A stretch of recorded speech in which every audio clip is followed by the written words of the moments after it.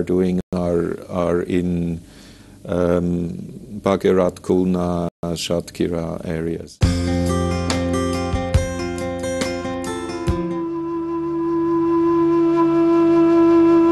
পুরো বাংলাদেশকেই নানা রকম প্রাকৃতিক বিপর্যয়ের শিকার হতে হয় মাঝে মাঝেই।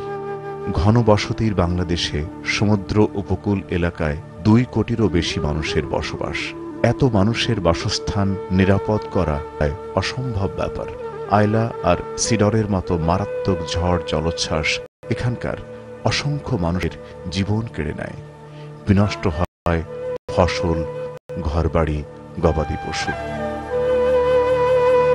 ঘূর্ণিঝড় জলোচ্ছ্বাসকে মোকাবেলা করে সুন্দরবন এলাকায় অসংখ্য মানুষ বসবাস করেন। এইসব অসহায় দরিদ্র মানুষের পাশে এসে দাঁড়িয়েছে Swiss agency for development and cooperation, SDC।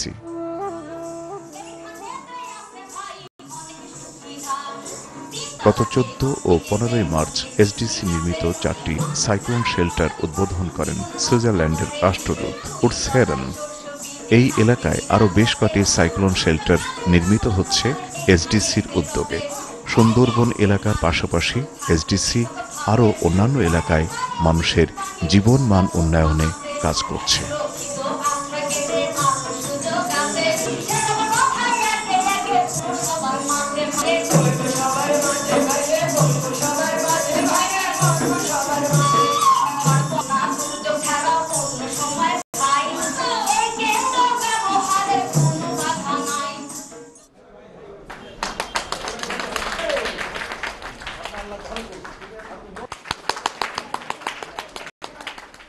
I'm very happy to be here today in Hogolpati and look at the shelters which we have constructed from the Swiss Agency for Development and Cooperation. I think these are excellent examples of shelters which can not only save the lives of people but also the lives of livestock.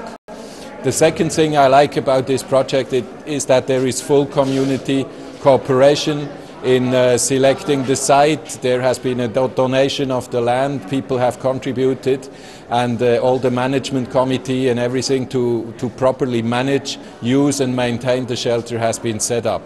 So I wish that these shelters will be well maintained and they will save the lives of the communities here in Hogolpati. আমি আশা করব যে আপনার বাংলাদেশের সব জায়গাতে এরকম rescue centre হবে এবং এই যে কোনো দুর্যোগকেই সবাই আমরা যদি এইভাবে রেস্কিউ সেন্টারগুলো করতে থাকি তাহলে পরে দুর্যোগগুলোকে আমরা ওভারকাম করতে পারবো।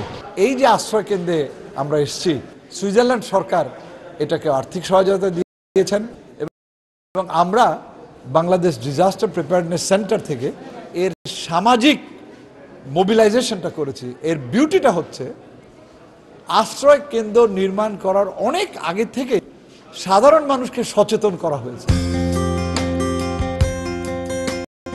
We are talking about the cyclone shelter and how you're helping Bangladesh, so we want to touch different side. Your country is a very developed country, and what I know from my knowledge and experience, people call Switzerland is a land of beauty and peace. So, and personally I find out the same thing. You are developed in trade so much, and how we can develop our trade relation with Bangladesh and your country? Maybe I should say a few words about the Swiss economy. This is a very open economy. 70% of our revenue is from export, so we are very export oriented, and we have a very big trade with the European Union, of course. First and foremost, because they are around our country. When we are talking about the industry and infrastructural development, there is one issue come again and again, which is global warming. So right now it's a huge issue, and everywhere we talk about it. What is your personal opinion? Because Switzerland is a country, they especially have CO2 tax. When I buy something over there, I have to pay tax for polluting. I think all countries, all people have to work together to come to terms with this. And so for us as a small country, the international negotiations on climate change are of course very important. And we feel that Bangladesh has taken a very active stance in these global negotiations, and this is something we appreciate. For Switzerland itself, we will have to reduce, of course, our CO2 emission. We are ready to do that if other countries come along, and I think this is quite important.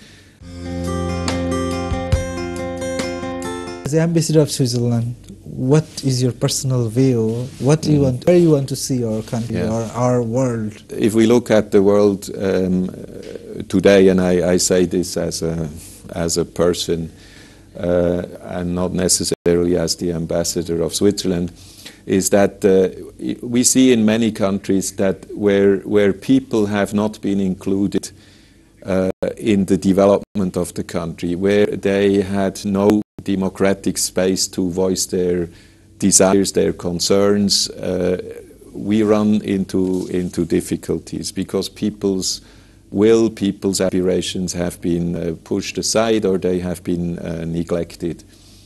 So Switzerland has a long tradition of democracy. We have strong participation of the population in all aspects of decision making, and I feel this is an important thing everywhere. I don't think that there are countries or societies who are not fit for democracy, as some people may say. Right. I think governments should try to take into account what their population are thinking. Development should be inclusive. Nobody should be left behind, and I think this would contribute greatly for peace and stability in countries, but in the world in general.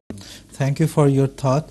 We are almost at the end of our show. Do you have any closing thought for our common people, our viewers?